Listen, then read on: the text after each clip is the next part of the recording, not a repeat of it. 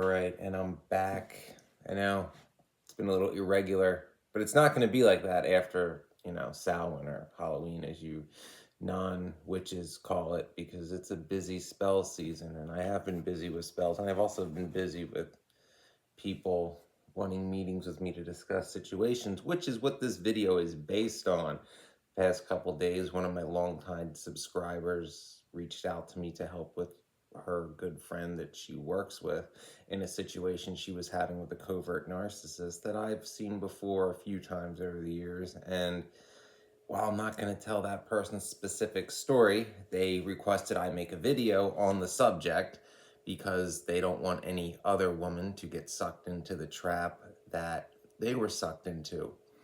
And that is, being used as the cover or the trophy for the in the closet gay covert narcissist, which is a pretty pretty common thing among covert narcissistic men. Little disclaimer, this is nothing against, the gay or bisexual community. Some of my best friends are openly gay men. Some of my mentors are married gay men. This is about a covert narcissist using somebody and being deceptive and manipulative and taking control of somebody's life and making them think that, they're in a real relationship when in the end they're being used as a pawn, as a facade, as part of the mask, the character that they're playing, oftentimes to, advance their careers, or oftentimes because they come from some conservative family. Remember, the covert narcissist, above all else, is a coward.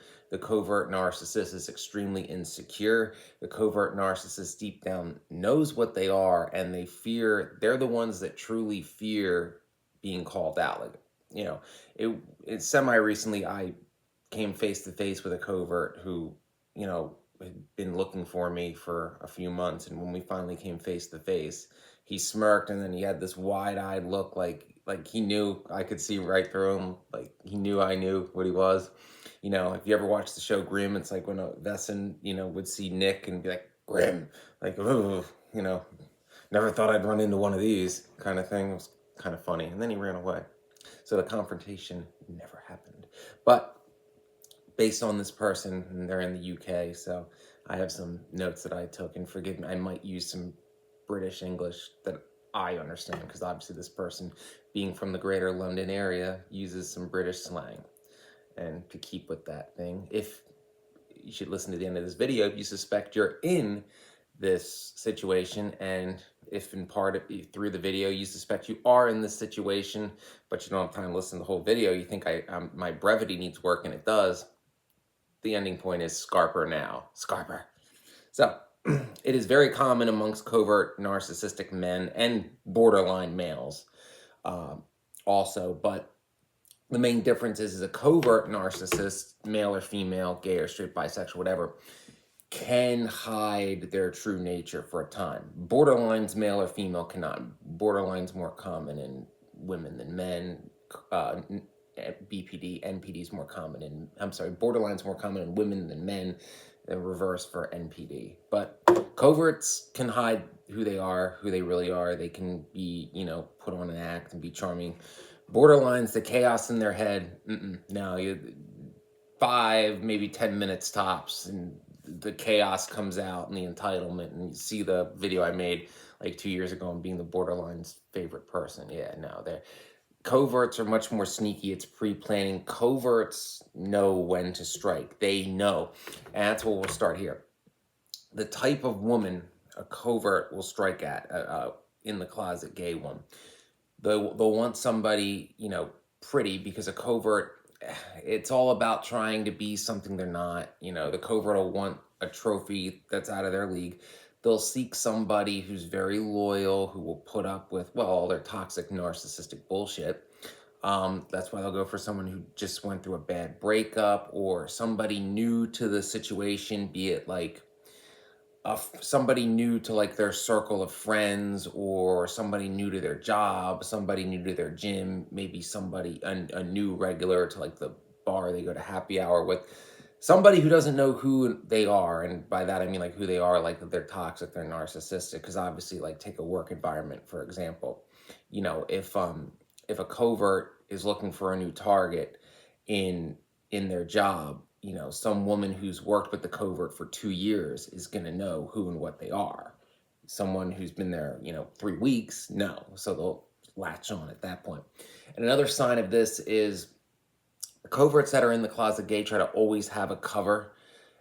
This is one of their giveaways that, they're never in love with these women, is like if they get dumped or the relationship ends for whatever reason, they'll try to get a new target as soon as possible. Like there'll be no like heartbroken process. It'll be boom, like on to the next target. And they'll probably try to chase someone as similar to the woman who just left them as possible, which I find very, very weird. Because, when I go through a breakup, the last thing I want is a woman who reminds me of my ex, and obviously being demisexual, the chances of me making an emotional connection quickly after getting my heart broken is very, very slim. I'm not saying it's not possible. I'm just saying it's very improbable. Another pattern I've noticed with this type of covert narcissist is they're mama's boys. They're mama's boys. They were son husbands, perhaps, or the golden child, and they like having a woman to take care of them. These men, they'll live up this facade. The example I'm thinking of at at the country club I worked at for 5 years. There was literally a couple like this. The guy, textbook, like company man, he was like the vice president or something of this company, always on the road, always traveling. And he had this live-in girlfriend. He was like 50, she was like 45. She was really nice and, pretty kind of. And she would constantly hit on all the male employees. Like you could see the sexual frustration because you could tell he barely paid attention to her. And there's a reason I'm saying this, because these guys will also never marry. They'll move the girl into their place because, again, they like having a woman to take care of them. But they're emotionally unavailable. They're not very affectionate. They're not very, let's just say, aggressive for the algorithm. So you get what I'm saying. They're not attentive either. Everything's about them. Everything's will revolve around like their networking, them achieving their goals. She's just there along for the ride. She's just there to be on his arm to make him look good. Because again, coverts are more self-aware. A covert knows that most people don't tolerate them. That's why they go for these like girl next door sweetheart types, because they know, if I got her with me, people like her. They like her enough that they'll tolerate me, and that'll help me network and achieve my goals. Yeah, I know. It's quite devious. So,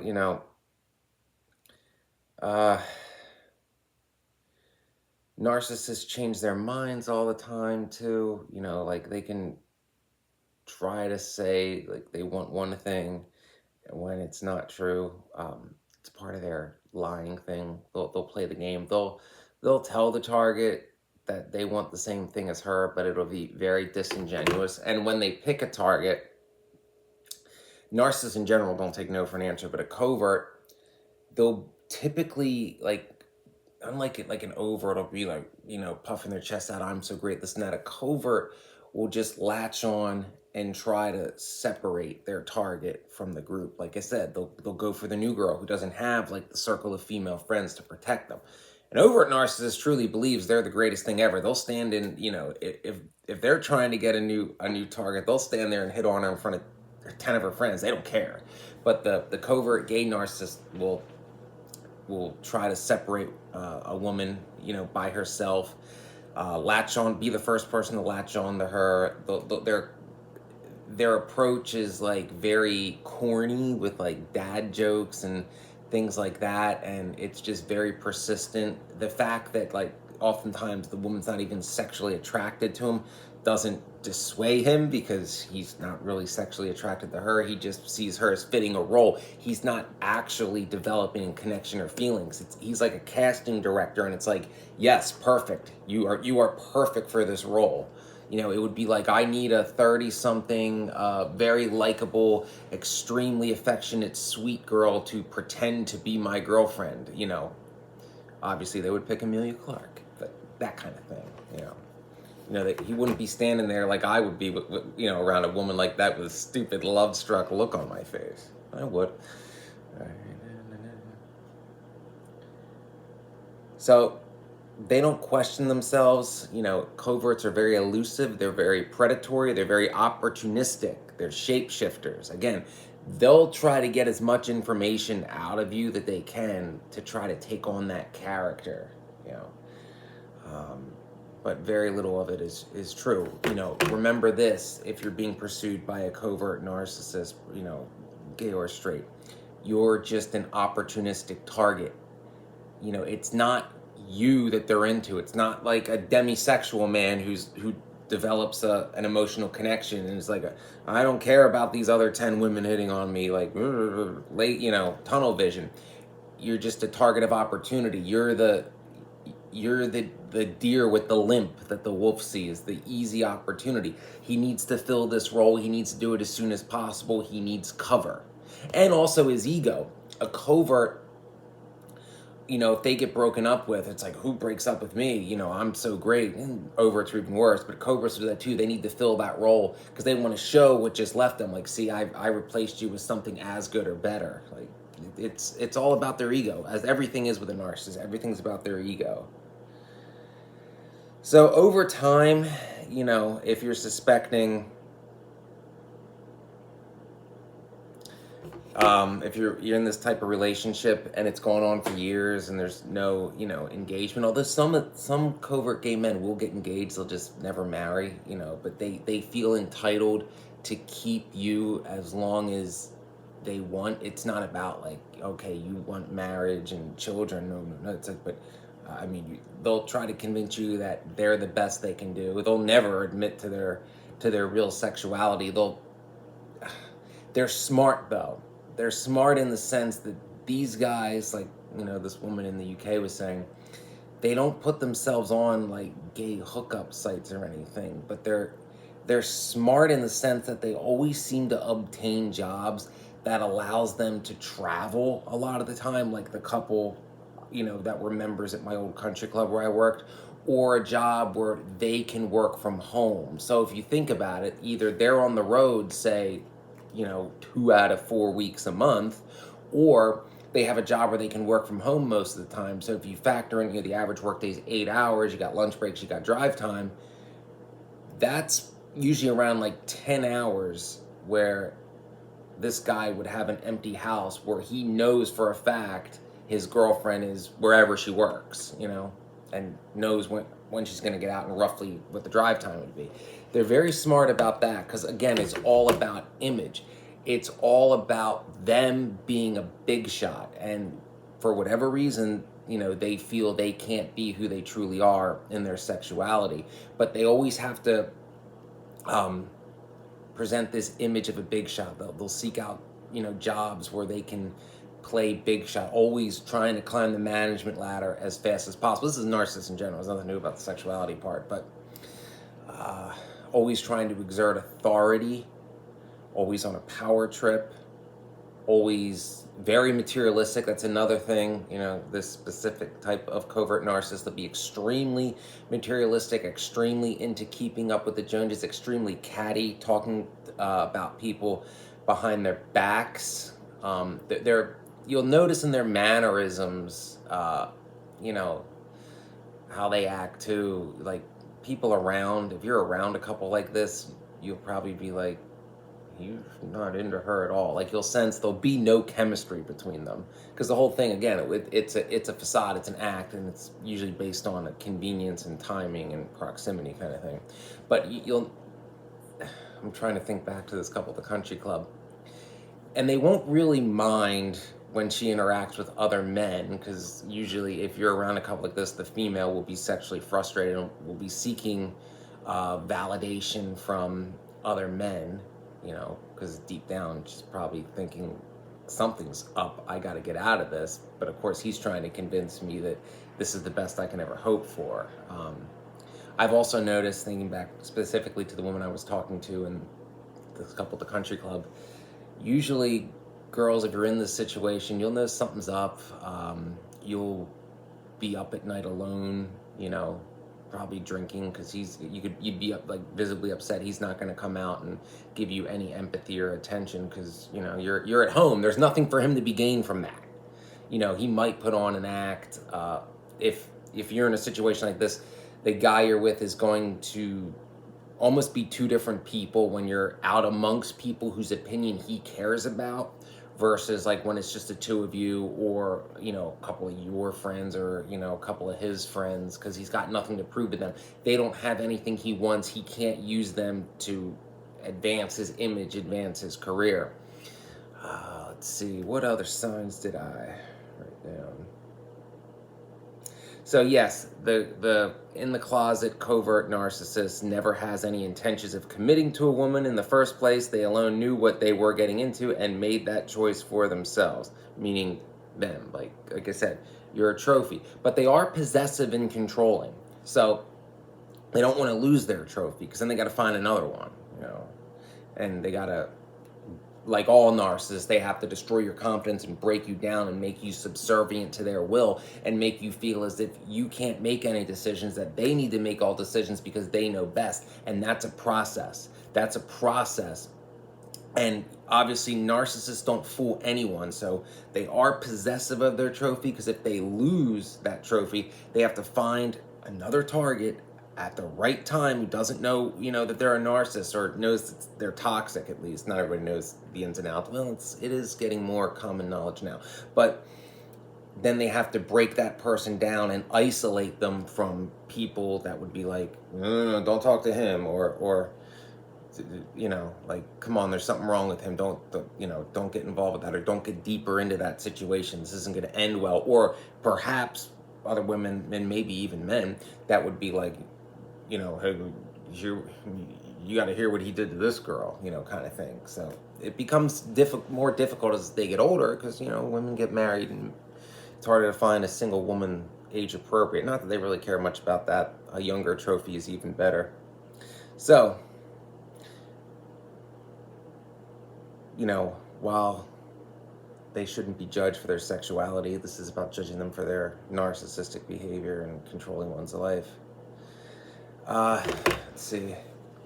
In this situation, they'll always be dangling, a deeper commitment, like a carrot on a stick that'll never come. They'll always make the target believe that if they just do more, do what they're told, or be patient, that day will come. It never does. They'll try to keep the lie going as long as they can, because again, they want to keep each trophy as long as possible. And they'll never make a sacrifice for their target. Like I said, it's all about convenience. It's all about an act. But they'll try to make it look like they are. Like they'll try to play off a situation like, oh, well, I'm passing this up for you and doing this for you. When in reality, no, the situation that like maybe they were going to do that the target didn't like, they decided not to do that situation because they found a better situation and used that one as leverage, kind of thing. Where it's like, say they had a job offer, but it would be like a longer commute, and the target's like, oh, it's driving too far and I'm not moving, kind of thing, and they'll be like, oh, I won't take it for you. But in reality, they have already found like something better that's closer, so they double down on using that as leverage to advance their career and also make themselves look like they're the good boyfriend or whatever. That's straight from this situation in the UK. Very crafty, I might add. Very, very cunning. They are cunning because they're living double lives, and to live a double life, one must be cunning, because not only are they trying to hide the fact that they're a narcissist, they're hiding the fact that, they're not into women at all. To constantly have to hide both of those at the same time must be a daunting task. Must be a daunting. I can't even imagine what their end game is, though. This type of narcissist, like I said, I've only encountered it a couple times, but it's quite perplexing. It is. So, the signs are is if the affection and the chemistry isn't there, if they're trying to convince you to stick it out for something that's never going to happen, or if, what else? I'm trying to think what she said to me. like why she fell for it. If you're constantly being broken down, but also in a way you're being broken down, but when you're your most vulnerable, most narcissists that are straight would exploit that in a, bedroom kind of way. They won't. The guy's barely showing you no empathy, making you cry all the time, but also, not taking care of your needs in there. It's quite a big possibility. The other weird thing with covert narcissistic men that are in the closet is they won't have many female friends like gay men that are out do. That's another big telltale sign of this, so be aware of that, because in general these type of narcissists, most women despise them. Like I said, thinking back to the golf course, I'm like, nobody liked Kenny. Like, a couple of the men tolerated him because he was good at golf, but like all the women were like, what's she doing with him? Like, he's weird. And they are very fashionable. They'll tend to dress either very flamboyantly or in very expensive, like, tailored clothing. They're always very, very well dressed, very fashionable, and love to talk about that. That's another common thing, because this woman in the UK said that this guy had his lab coats fitted. Yeah, this pharmaceutical company where they all worked. But yeah, so that was interesting. And also, like I said, cowardice if confronted.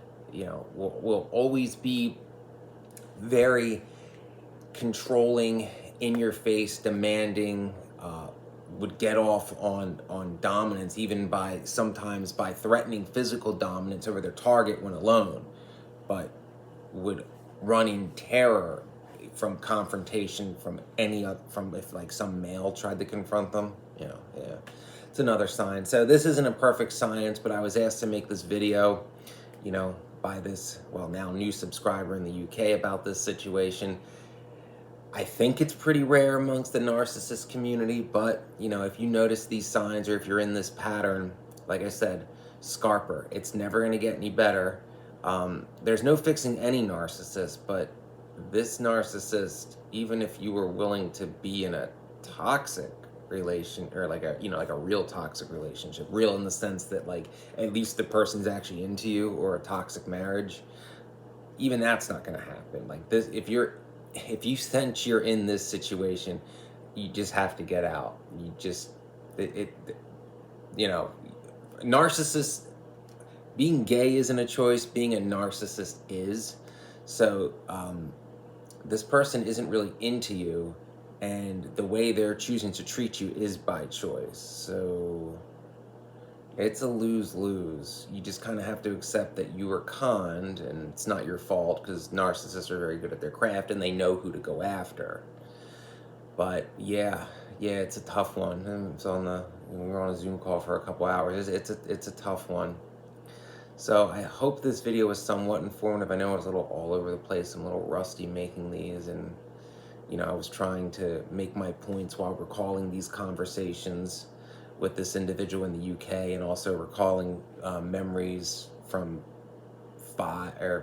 2 to 5 years ago about this one example I remember from my job at the time.